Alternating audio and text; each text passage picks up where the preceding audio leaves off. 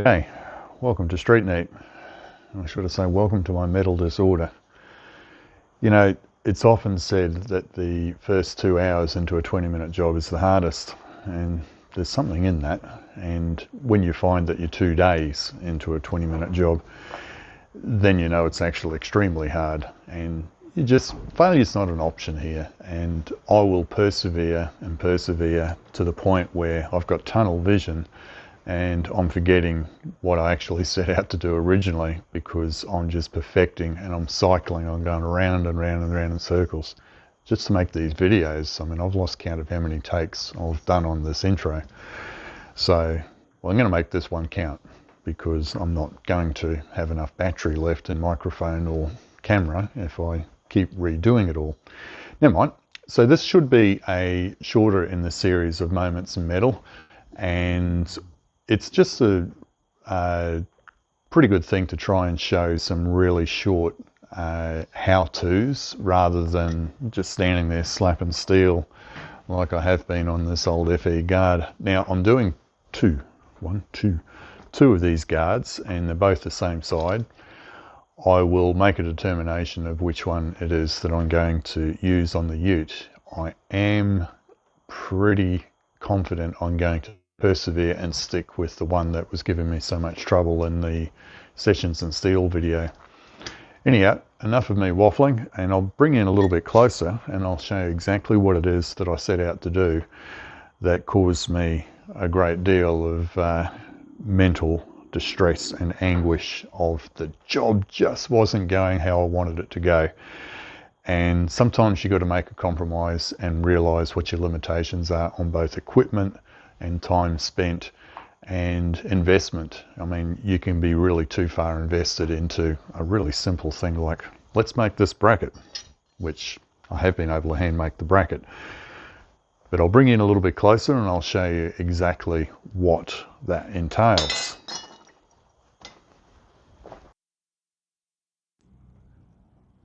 You might recall this is the FE mudguard that we did the headlight section on, and you'll also recall that it was getting quite rusty in the front.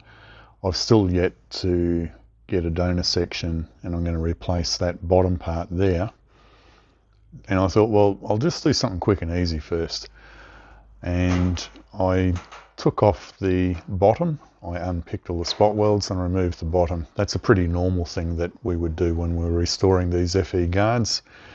And as you can see, this one's a little bit holier than I really would like down there. I found I had this donor section, and just give it a quick sandblast just in the area that I need to repair that one.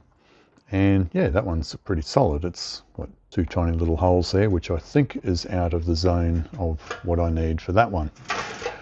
Now I unpick everything, and that means that I'll separate the lower tray filler panel that goes between the bodywork and the bumper bar, and I unpick that section as well. And you'll see this is why you take everything apart.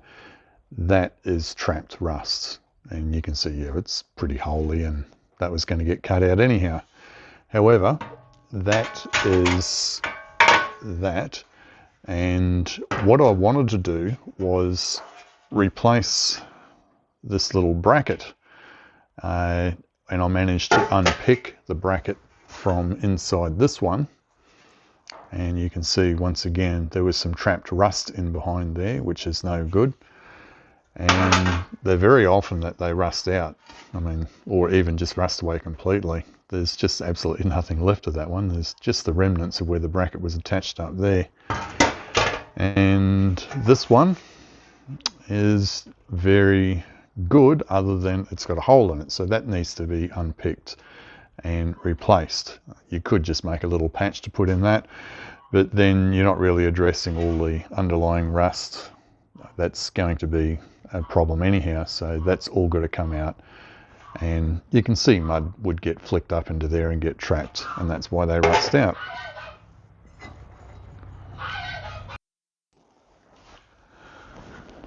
Rightio, what I'm going to do is show you the basics of how this hammer form is going to work.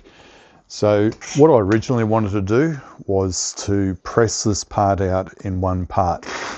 In other words, this is the male part of the die, that's the female part of the die, and my intention was, these are guide pins, and my intention was that goes in the press and that presses that out in one part.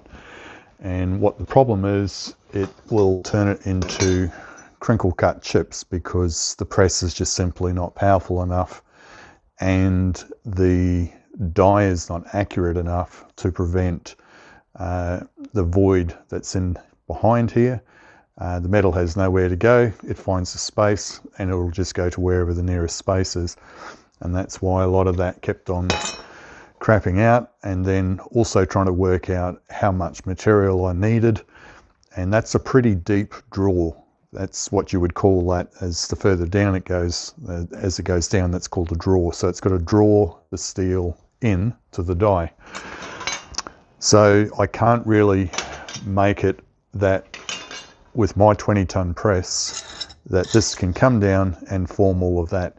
I did have a female version of this.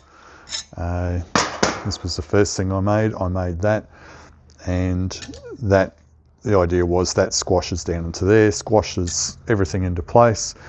And the problem I had is there's still a bit of difference, and it doesn't need much difference. There's still a bit of a gap in there because essentially I had to do the whole lot by guessing and eye. I'm sure there's modelling clay and there's methods that you can use to try and avoid any gaps, and the proper tool makers will know all of that. I'm not a proper tool maker. I'm just someone who's playing around with this and just using scrap steel. Everything is all scrap I brought home. So that one ended up being a bit of a fail, but not a total waste of time because I can use it for the very final crisp up, should I want to make that crispy. And what I needed to do is determine the size of the and the shape of the plate. Basically, it's this bell shape that I needed to create that. I took a paper template from this, let the paper form all around all of that to give me a bit of an idea. And then from there, with all these rejects that you can see, I had to work out how much material I needed. And as time went on, the material, I was able to trim it down and get to a size where it was going to work. This one's actually probably nearly savable, other than it's folded over there. I don't really care. I do expect scrap, and that's just part of the evolution of trying to make a design. So that's like a day's work, just figuring that out. If you have to do this on a production level, you're going to spend a lot of time in research trying to work out exactly what you need to make it all happen and work, and make it so you don't end up with piles and piles of rejects. I don't have a massive facility here. All I can do is just keep experimenting. What I came up with is this is now the secondary part. The primary part, first step, is I just need to form this section in here, and that will form that seat area. So that will form that shape there. That was pretty much the hardest part that I had to figure out. And this is all just shaped steel. You need a guide so the thing doesn't wobble around.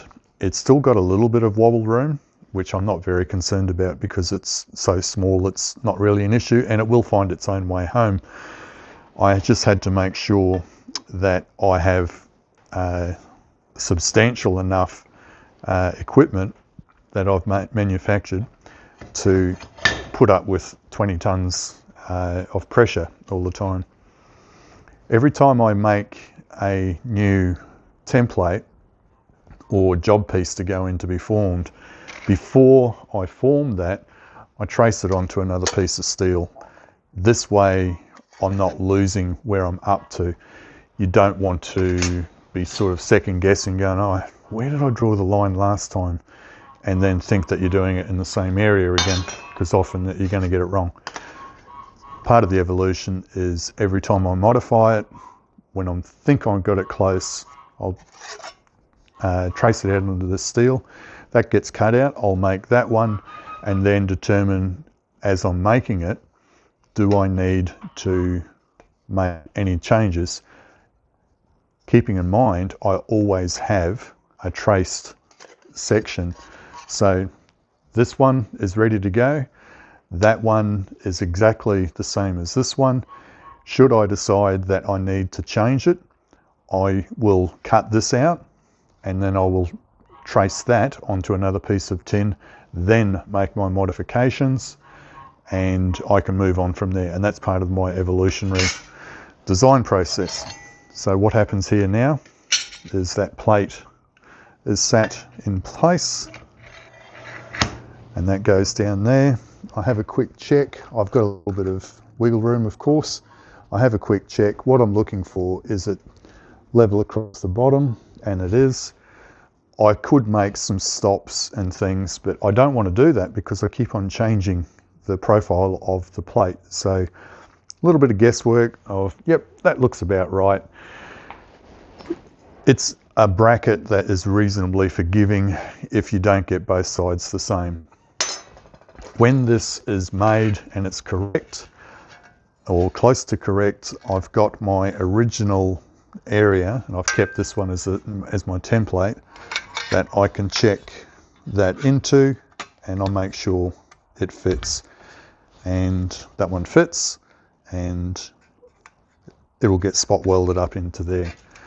Now, somewhere I have the one that I am going to actually use, and I seem to have lost it for the moment, but that's okay, I'll find it again in a second. And I'll get right to it, and I'll move the camera around. I'll set this one up in the press, and now I'm going to keep looking for the one that I had sitting aside there, ready for the camera. Never mind, I will locate it in a second. Rightio.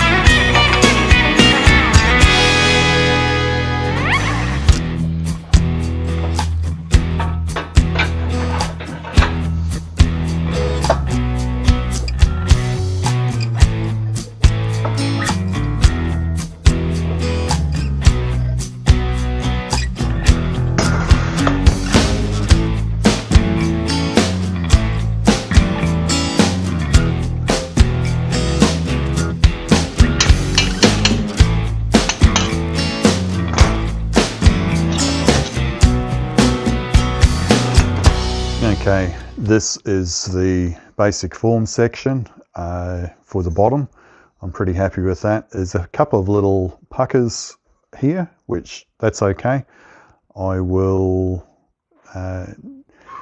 work out that I've got a little bit too much material just here, and as you can see, it didn't pucker up so badly on this side. So that tells me when I make this one, I need to take off a little bit more material in here. So I'll make a mark Here's my pen, and I will know to take a little bit more off in here when I come to do that.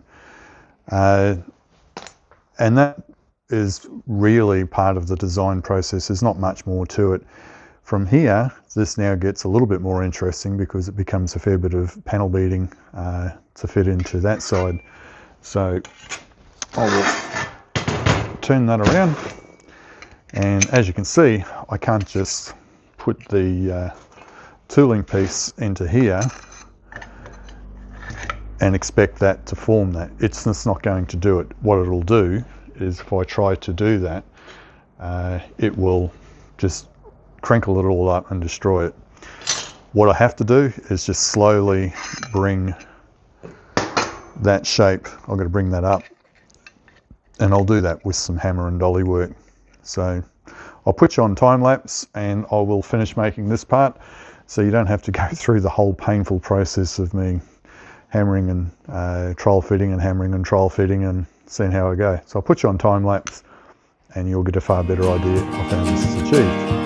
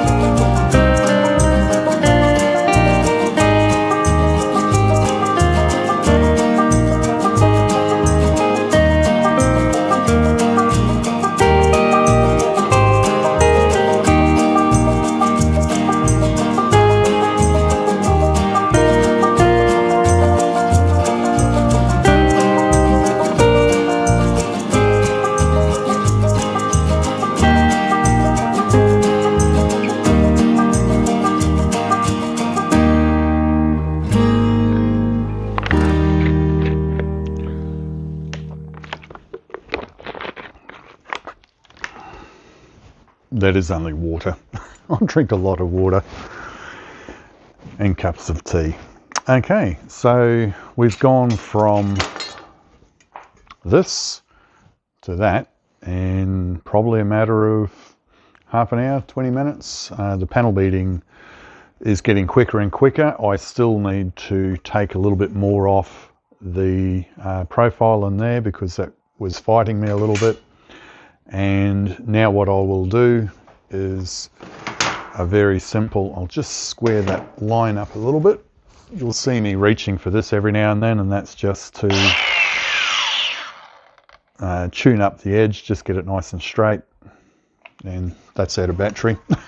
So we'll go to batteries that are charged. One of the things about making videos is that you can be guaranteed that there's always going to be a background noise or a battery go flat. There'll always be some sort of a problem. Or the phone will ring, or the phone will go ding. Notifications, whatever. Anyhow, back to it. I'm just going to square that up a little bit. And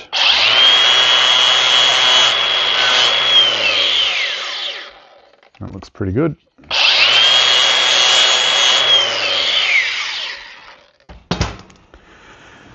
Now, I've already checked and it fits in here pretty darn good, so I would call that one a success. What I'll do now, I'll go over to the bead roller. I might even move the camera around so you can see what I'm talking about, just in case you haven't been watching the previous videos.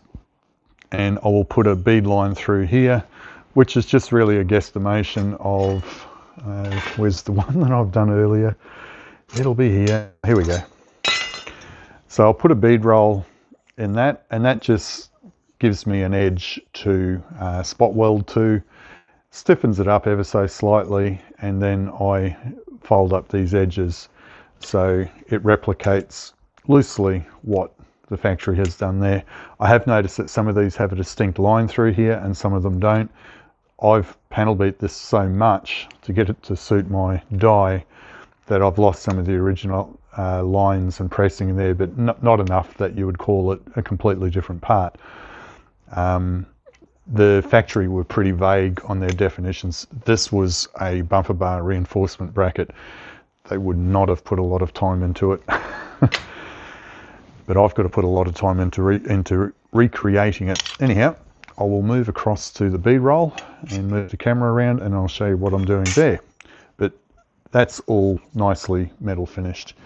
I'll use 80 grit on a roll lock just to take out the hammer marks, and you will see me stop occasionally and go over to the dolly and do a little bit more panel work, and that's just to bring up the low spots and iron it all out.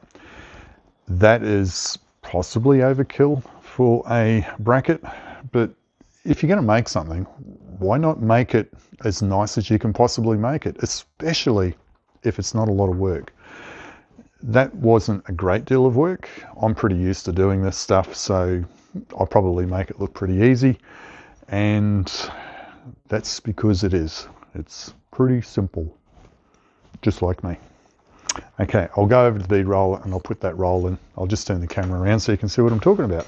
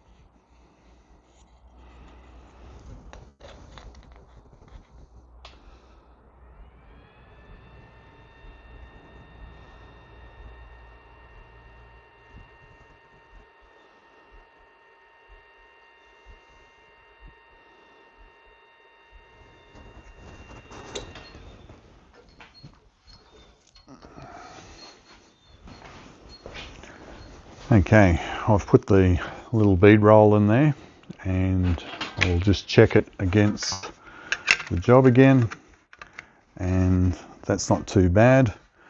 I might just put my bolt in place. This is just a 12mm bolt. The factory one is not 12mm, it's imperial, but that's beside the point. I'm just using what I have at hand, and what I can do here is just check my part's going to fit, and it should do, and I'll put my clamps on,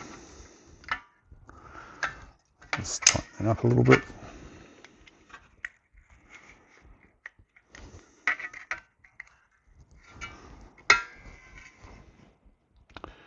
Another clamp.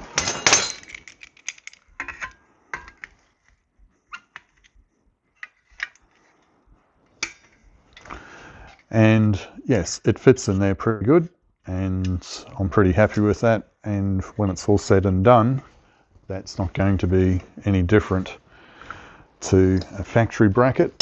And I've probably got one here to compare with.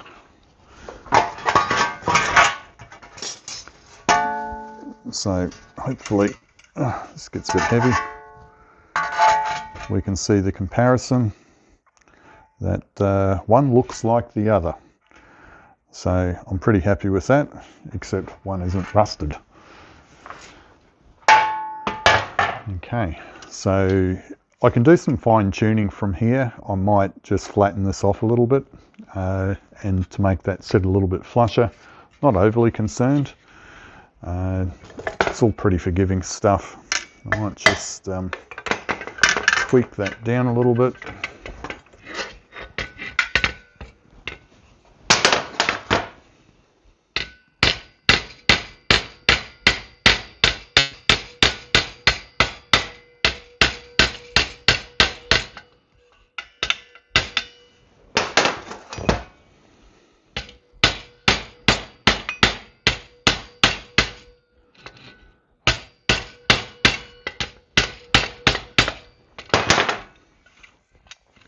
Yeah, that's fitting a lot better now.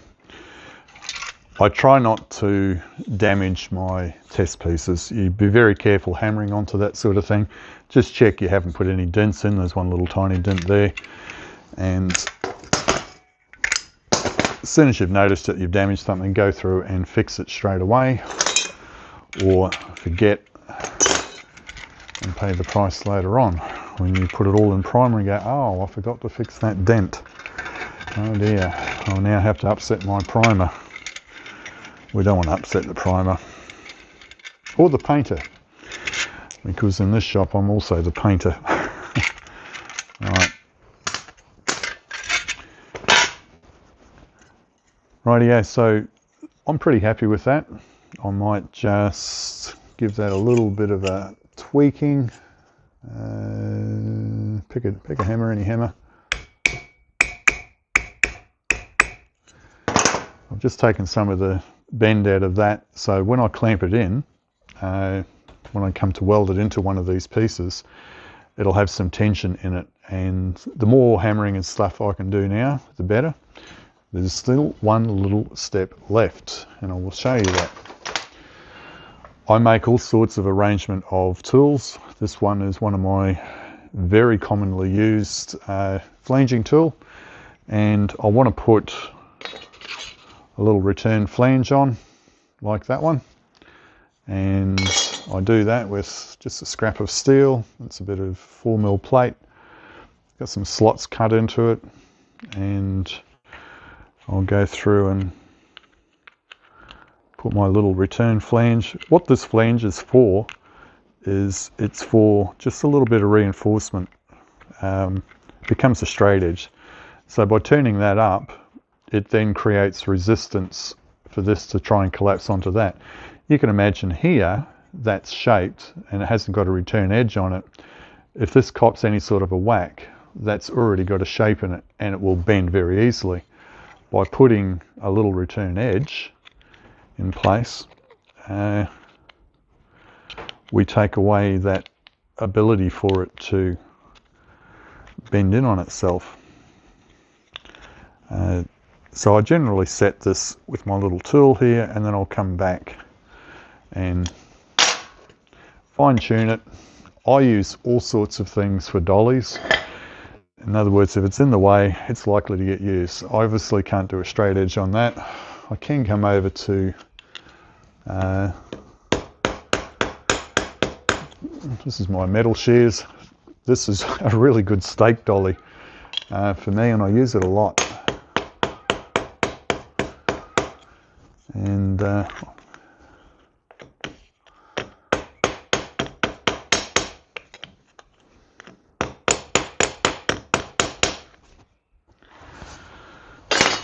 right, and there we have it.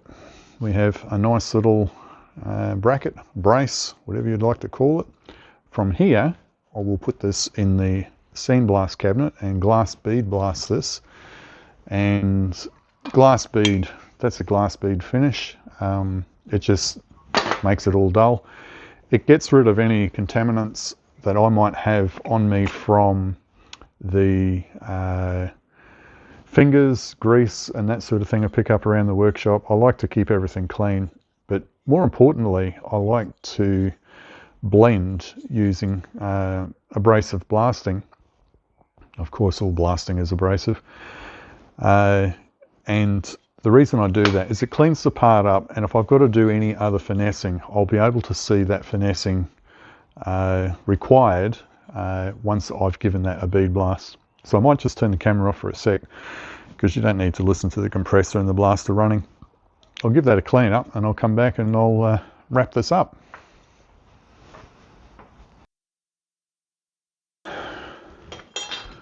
No video is complete without a cat. This is Chloe, a very reluctant participant. Chloe is one of these cats. She doesn't like being picked up too much. She's very friendly. She's the softest cat I have ever come across. And she's one of the trio that we rescued from our other farm. She's been in the videos lately because she's a bit of a curious cat. And I'll have to censor this bit. Chloe, you're showing off on camera. Anyhow,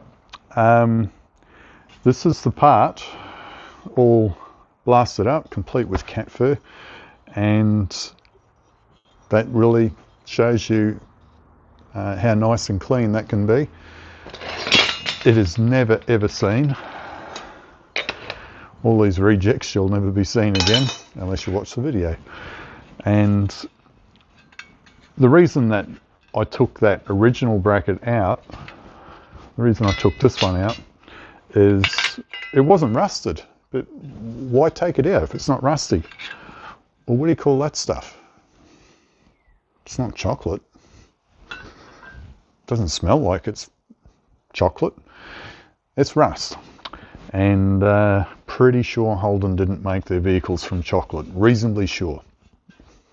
But anyhow, I take these parts, unpick all the welds, I take everything apart, and I take these parts out.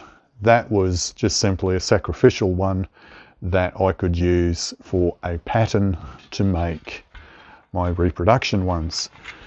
Here's the most common question I'm going to get. Will I do these for sale? I don't think so.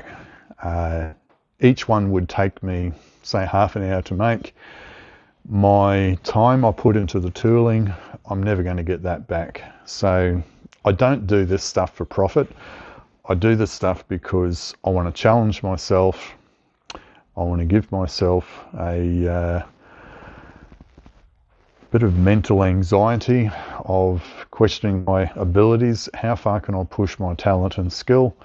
And I'll quickly find out how far I can push my talent and skill. So hence the title of this episode, My Metal Condition. My condition in metal. But this is going to be a Moments in Metal video. It's probably going to be a bit longer than my normal ones. They seem to be getting longer and longer.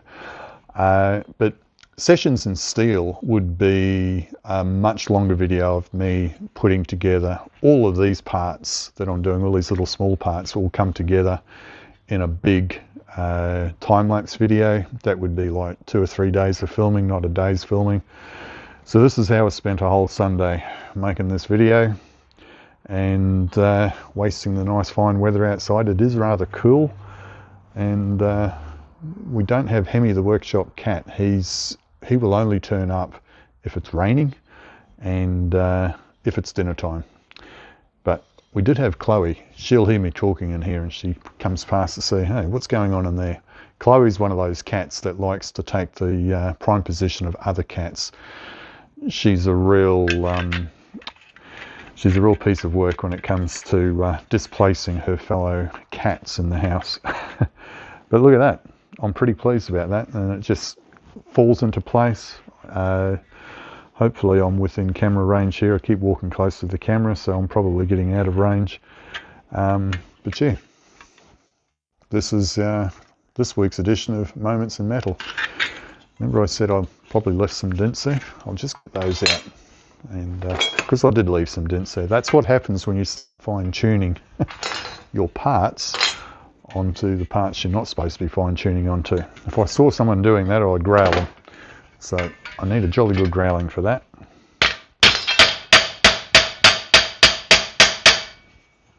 There we go, dent deleted.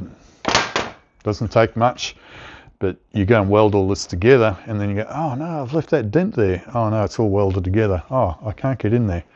Fix stuff while you see it. I'm often accused of instant resolution, and there's a really good reason for me being of that nature. Fix things while you can, while you're thinking of them. Okay, what an effort that was.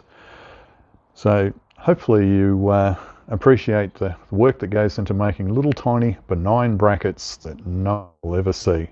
But you've watched this video, so we all know that they're there. Cheers. Thanks for watching. Now, what did I do with... where was I up to?